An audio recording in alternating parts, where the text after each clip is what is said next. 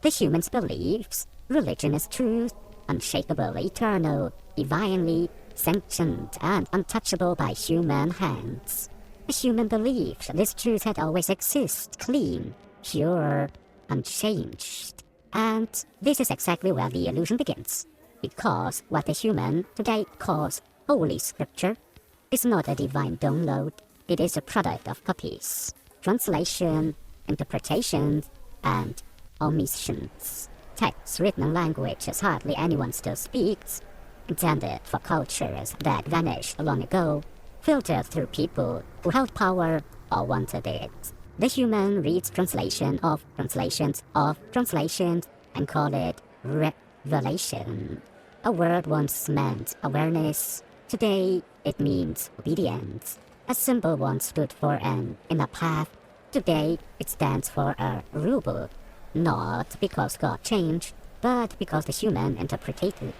Some things were mistranslated, some misunderstood, some deliberately adjusted, and some simply left out. Because knowledge is dangerous when it makes a human free. So questions became commandments, metaphors became laws, inner experience became an external system, and suddenly intermediaries were needed, priests, authorities, structures. The human was no longer meant to search for themselves. They were meant to believe, to follow, to accept. Because those who believe do not ask questions, and those who ask no questions do not challenge power. So, spirituality became organization, insight became institution, connection became control.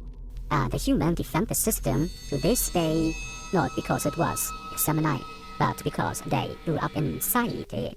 It is called faith, but often it is habits. People argue about religions as if they were opposites, yet they come from the same source, the same myths, the same symbols, the same questions about meaning, fear, and hope. Of the humans does not fight for truth, they fight for their version of it. And while people argue about which scripture is the right one question remains unanswered. What if truth was never meant to be written down? What if it wants to be experienced, not quoted? But that would be uncomfortable, because then the human would have to take responsibility for their thinking, their actions, their consciousness. And that is exactly what the human fears most, because a free mind needs no translation.